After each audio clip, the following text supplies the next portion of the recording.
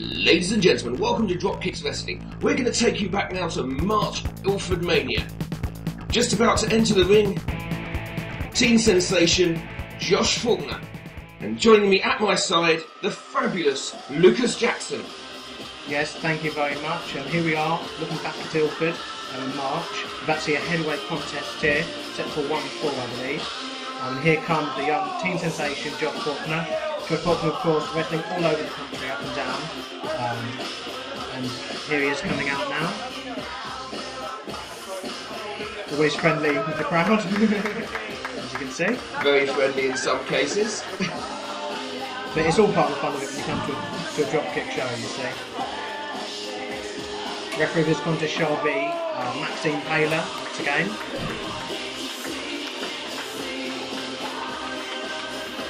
Josh looks in incredible shape there. Just get your feel for the ring there. Please welcome from Westminster, South London, the teen sensation, Josh Faulkner. Brilliant reaction from the crowd there.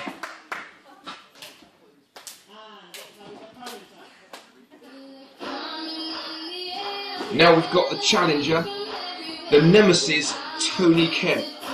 This is a man set to challenge for high glory very soon. He's got a shot at the heavyweight belt coming up in May the 11th in Southend. But that's a no-hold-barred contest as well, because of the complications, let's say. They had in their original match, he was taking on the Dropkixx European heavyweight champion, Laser Lagden, at Southend on the 11th of May. It's a no-hold-barred contest, anything goes. It'll be a real fight to the finish, I would have thought, of these two. I just thought with the Nemesis, that's gonna favour the Nemesis Kemp when that one comes along. Well, it will. I think really that the Nemesis is a street fighter at his heart. Obviously, he's a member of Big Zoros, led by John Ritchie. He hails from Tilbury town in Essex. I give you the Nemesis, Tony.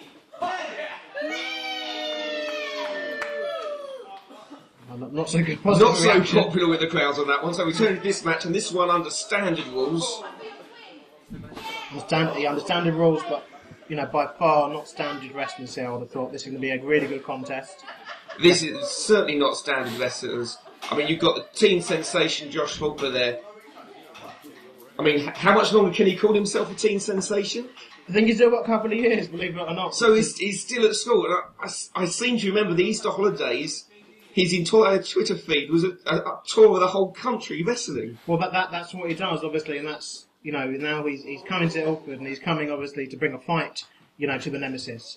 Obviously, referee Maxine Taylor will have a work cut out for her here because the Nemesis does not like to play clean as we hear the bell there.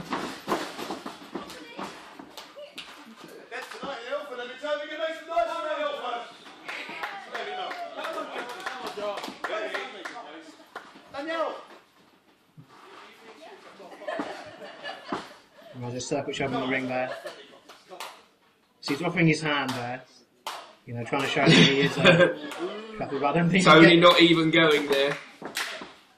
Josh probably lucky he didn't because he'd have followed up with a foot. Yeah. Are you really going to start all that?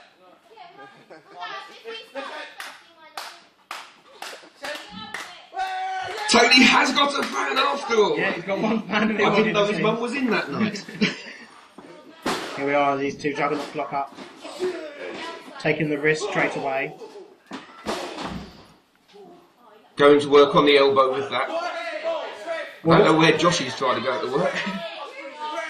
What we don't know with that hold is that it does affect the entire arm. Obviously, it's putting the pressure on the wrist, it's putting the pressure on the elbow, and also on the shoulder as well. And we're going to have a nice fancy reversal there from Faulkner. Nice kick to the jaw. Making use of his height as well. Which, of course, Faulkner, 6'3" in height here. The taller of the two men.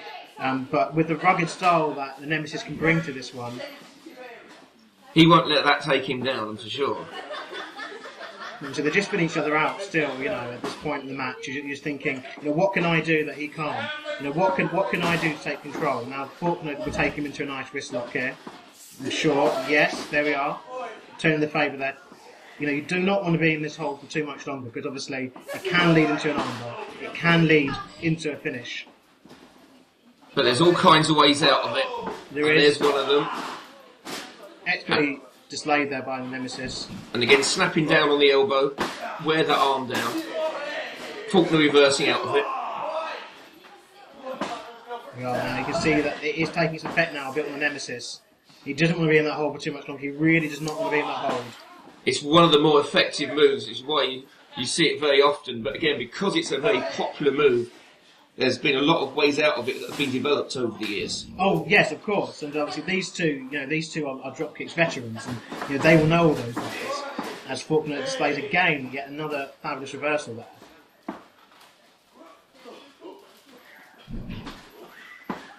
Nice break there. Now they're into a hammerlock, which is just as deadly.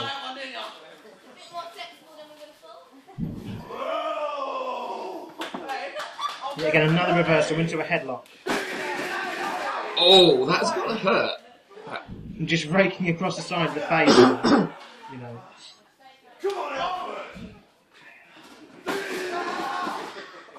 The Nemesis not liking that one bit, I don't think. I wouldn't want to be the Nemesis is in this one, I tell you. Well, it's not just that, it's the jawbone as well, you see. That headlock is so expertly applied there by Faulkner.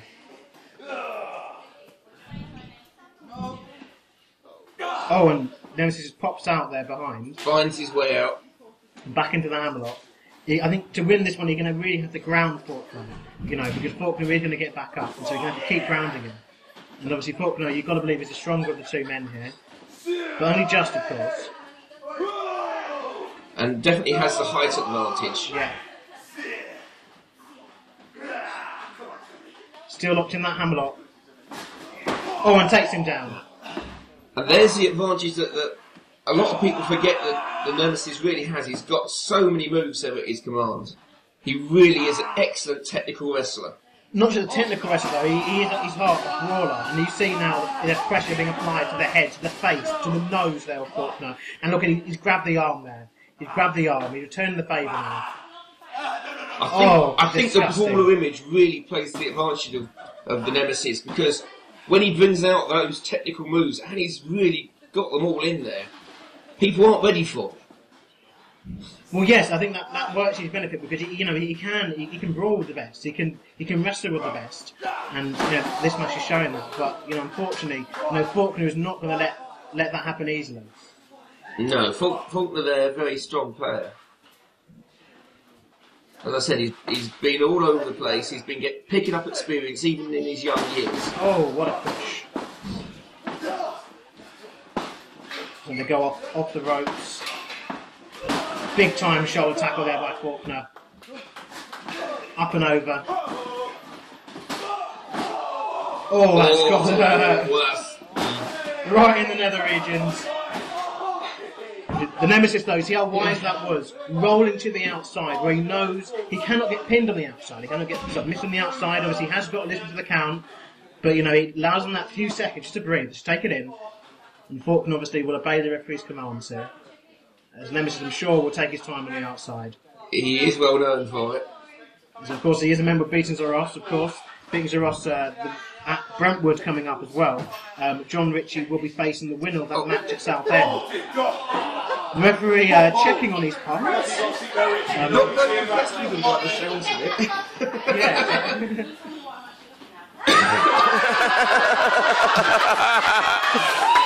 He's not interested. And they're laughing. Come on, let's get that big chicken in the ring. Come on. Nemesis here, really milking it with the crowd. He has got to be careful. He doesn't get counted out, because that will all count as a win in Faulkner's books, albeit by a count out. But I'm guessing, win is a win. But Nemesis needs to be very careful. And I think it's about time the referee started putting in that count there, got him back in the move, because he's really giving an advantage to the Nemesis. He's playing it for all he's worth. He's still on the outside here. He's still on the outside. And there's the count. Just have to do a 10 count. Nemesis now making moves towards the ring, onto the apron. Come on, Tony, come dropping his neck across the ropes there. Faulkner Really making a big mistake getting too close. And now this benefits, the Nemesis here, as he is a brawler. You know, he's got his opponent on the floor, almost cinching an armbar. He's trying for it. I think he has got it. Yeah, he's got it on, but he's also working on the fingers there. Yeah, but I think like Faulkner's body position here is crucial because he's not flat on his belly. If he was flat on his belly with that pressure being applied, it would only be a matter of time before we hear a snap. And Faulkner, the ring veteran of course, just trying his best to alleviate any pressure that he can. And this is important, and he's really trying. You know, to make sure he cannot lay on his belly for too long. He cannot be on this move for too long. The referee there checking the fingers again, which I think from this angle we can see that the Nemesis is snapping those fingers open, which is not strictly legal, but the referee not seeing it from where she is. Well, that's the thing, the Nemesis knows where he is in that ring at all times. He's a veteran at Dropkixx, he's #1 challenger now for the heavyweight championship. And so, you know, he scouted for him probably on the circuit. It wouldn't surprise me. That #1 challenger position, it creates an interesting dynamic because he's not the only one that wants that belt. John Ritchie as well also out there. John Ritchie, he's boss in effect. Well, the thing is, it's a very interesting dynamic as we head into Brentwood on 22nd of June. It's coming up in about 6 weeks' time. Where obviously John Ritchie has a title shot, but at this point in time, we don't know who he's going to face. It could end up being Laser Lagden if he managed to retain that no-holds-barred match at Southend that we'd able to make. Or it could end up being his own teammate, so to speak, in the Nemesis Tony Kemp. And that's something I think he's keen to avoid. And you notice here, he's not out at ringside. He's not coming out and giving that little assist that he often has done.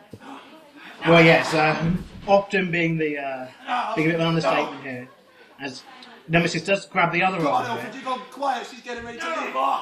applying even more pressure. And see there, with that right hand, he's right into the screw of the back there. You know, that's not a nice spot. It's not a nice spot at all. The Faulkner really trapped down there. The Nemesis, as you said, brilliant at the floor work. Absolutely loves to get his opponent down there and just grind them down. Well, this is what he has to do against Faulkner. You know, Faulkner's bigger than him, he's stronger than him, he's got youth on his side as well. So, going to a pin here. Very smart tactic there, because if you short, sharp pins at the start of the match, you know, sometimes it can take an opponent by surprise. You know, but now he's still keeping Faulkner grounded. Riding up the crowd. Also with these pins, it's a mental thing. If you know you're being pinned, you can... and here we... there we go. What a clothesline there. That power showing there. But the thing is, you see, he's gone right back to the ground attack. He cannot afford to have Faulkner be up. No, when Faulkner starts moving, that's when Faulkner gets the advantage.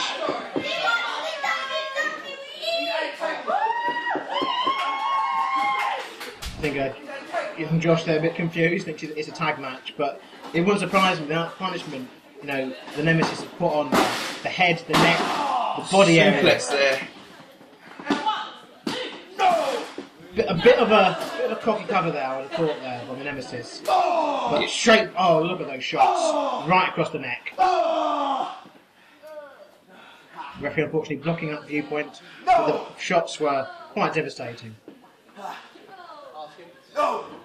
And again, this just being done to wear out Faulkner. Using Faulkner's own arm there, but that arm also, if you look where Tony's got his arm up there across the elbow, so you've got the arm in pain, you've got his throat compressed, you've got him with very few options as to how to get out.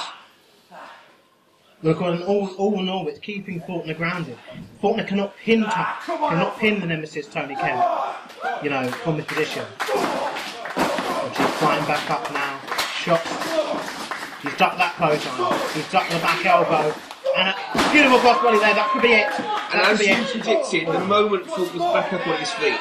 That's when he's dangerous. What a shot. Oh. What a shot. That's how his grandkids would have thought.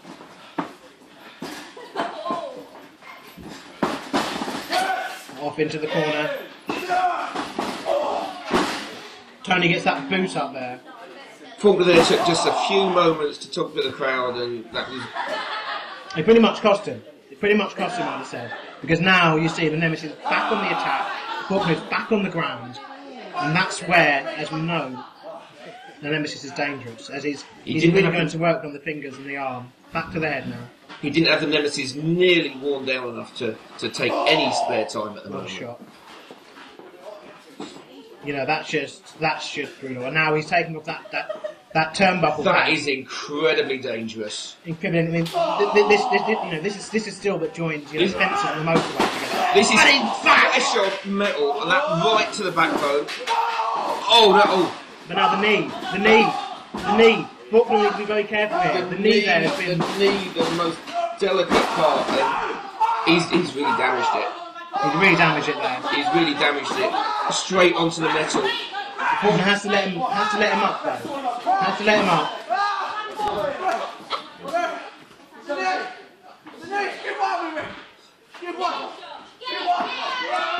Faulkner, he took his eye off the ball. Faulkner there. And out of absolutely nowhere, the Nemesis wins. But Faulkner just took his eye off the ball, went to the crowd, was showboating, had his back to Nemesis. Nemesis just capitalised on it straight away. Easy schoolboy roll up. One that doesn't leave the leg, which I think was probably critical at that point. Well, of course, I mean, the Nemesis, I would have thought, would have outsmarted young Faulkner here. And he gets the win, as we head into Southend. And Nemesis heading in for a huge match, a shot at the title. And that's Southend, May the 11th, the Balmoral Centre. For details, check out www.dropkixx.com. I've been the mysterious, disembodied voice of wrestling, and I've been joined by the fabulous Lucas Jackson. Thank you.